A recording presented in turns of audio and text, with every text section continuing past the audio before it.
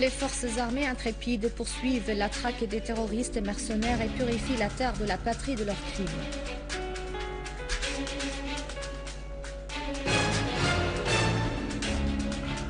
El-Jafari, tout le monde est désormais conscient de la crédibilité du point de vue syrien concernant des actes terroristes orchestrés par des parties étrangères.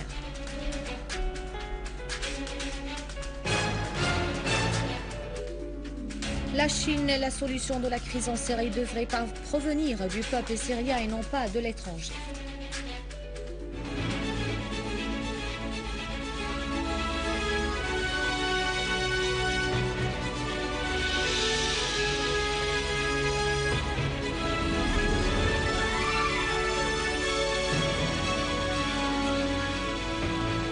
Après les titres, tout de suite les détails. Bonsoir. Les forces de l'armée arabe syrienne continuent de pourchasser les groupes terroristes armés dans plusieurs quartiers d'Alep et dans les banlieues de la ville jusqu'au rétablissement de la sécurité dans cette ville où sévissent des groupes de terroristes mercenaires.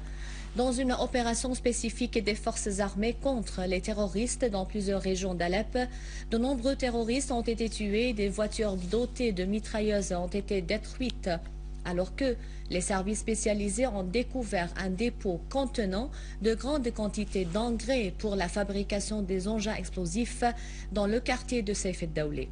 Dans la banlieue d'Alep, les forces armées ont détruit 3 voitures dotées de mitrailleuses Doshka à Khan Nasser, alors que 5 autres voitures dotées de mitrailleuses du même type ont été également détruites dans la région As-Safira.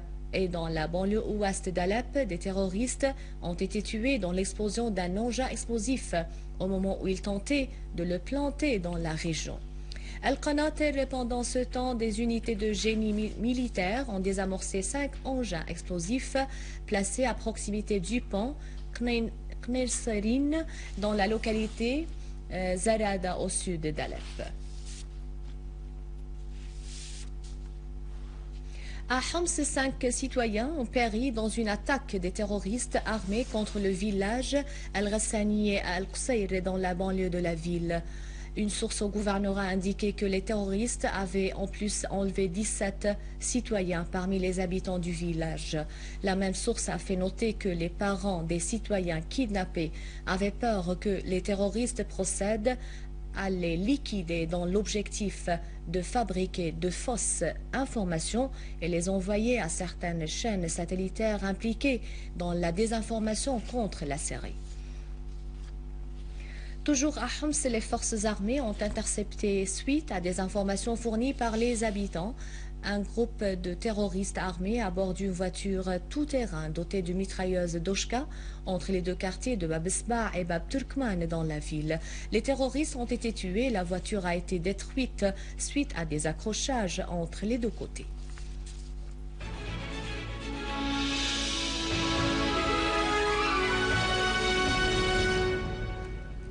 M. Bachar el-Jafari, délégué permanent de la Syrie auprès des Nations Unies, a indiqué que la Syrie avait fourni tout effort possible pour assurer le succès du travail aux missions onusiennes.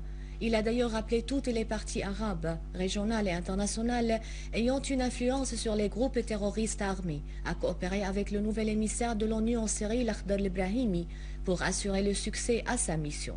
Prenant la parole devant la séance de l'Assemblée générale des Nations unies, M. Jafari a indiqué que la Syrie avait répondu favorablement aux aspirations et revendications populaires de réforme et traité positivement avec toutes les initiatives visant à trouver une issue pacifique et politique à la crise.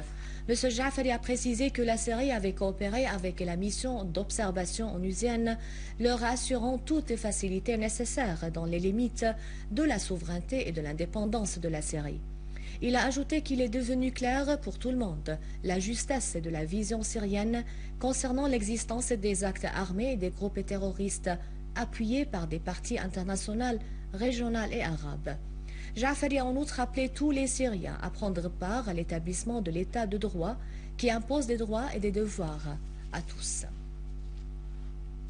Répondant aux déclarations du délégué de l'occupant israélien, M. Jaafari a précisé que la stabilité dans la région, les guerres et le fait de répandre la culture du terrorisme n'ont qu'une seule origine, à savoir le terrorisme israélien qui a touché une vaste partie de la région et l'extérieur via l'extrémisme sioniste et la culture de l'exclusion d'autrui. Le délégué israélien, prétendant hypocritement préoccupé du sort du peuple syrien, est triste pour ces mots, semble oublier que son entité occupait le Golan depuis 1967 et exerçait à l'encontre des Golanais sous occupation toute forme d'oppression, emprisonnement, tuerie, expulsion. En Syrie, un demi-million de Golanais déplacés attendaient toujours le jour où ils peuvent retourner à leur ville et villages en application des résolutions 242, 338, 497 du Conseil de sécurité et de centaines d'autres émanant de l'Assemblée générale de l'ONU que l'occupant israélien persistait à ignorer. Cette insolence israélienne n'aurait pas perduré sans l'appui des protecteurs d'Israël au sein de cette même organisation et des parrains de son terrorisme et de son mépris des lois. Le secrétaire général des Nations Unies, Ban Ki-moon, a déclaré lors de l'Assemblée générale des Nations Unies qu'on ne peut pas parvenir à une solution de la crise en Syrie par la violence et que toutes les parties devront soutenir la mission de l'Akhdar al-Ibrahimi en Syrie. Ban Ki-moon a remercié le gouvernement syrien pour son soutien à la mission de l'Ibrahimi et a appelé toutes les parties à créer une plateforme pour résoudre la crise en Syrie d'une manière pacifique. De son côté, l'envoyé onusien en Syrie, l'Akhdar al-Ibrahimi, a déclaré dans une brève allocution que l'avenir de la Syrie sera édifié par son peuple, soulignant que la solution de la crise en Syrie réside dans l'arrêt de la violence et l'amorce d'un dialogue. Le délégué adjoint de l'Iran auprès des Nations Unies, Al-Habib, a réitéré lors de la séance de l'Assemblée générale la disposition de son pays à faciliter la mission de l'Ibrahimi en appelant la communauté internationale à trouver une solution politique de la crise en Syrie.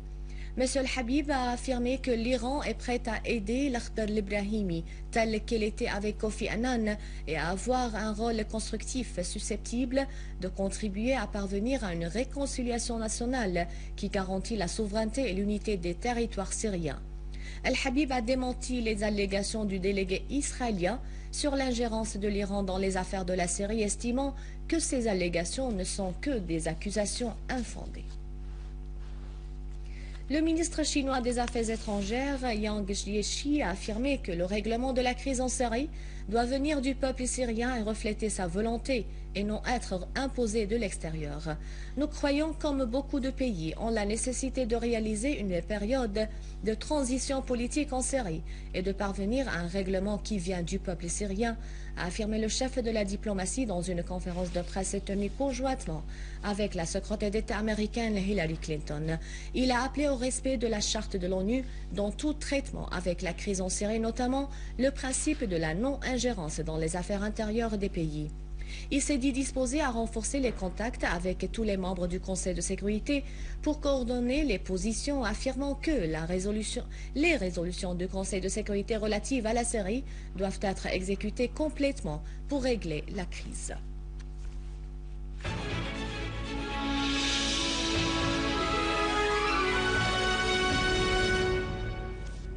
Le ministre de la Santé, Saad Naïef, a affirmé que les services d'urgence dans les hôpitaux publics étaient disponibles pour tous les citoyens, précisant que les cadres médicaux dans les hôpitaux sont chargés du diagnostic des maladies et du soin médical immédiat. Au cours de son entretien avec le président du Comité international de la Croix-Rouge, Peter Maurer, Naïef a fait noter que le ministère de la Santé œuvrait pour le renforcement du partenariat avec les différentes institutions du secteur de la santé dans l'ensemble de gouvernorat en vue de répondre aux besoins des citoyens dans ce domaine.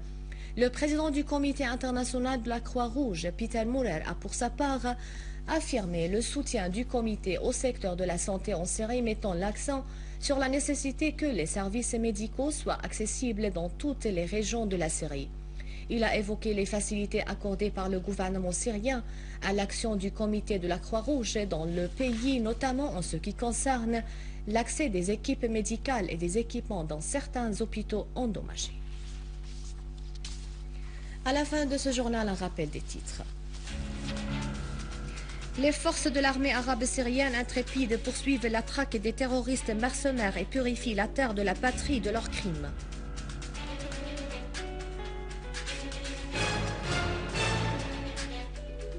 Al-Ja'fari, tout le monde est désormais conscient de la crédibilité du point de vue syrien concernant des actes terroristes orchestrés par des parties étrangères.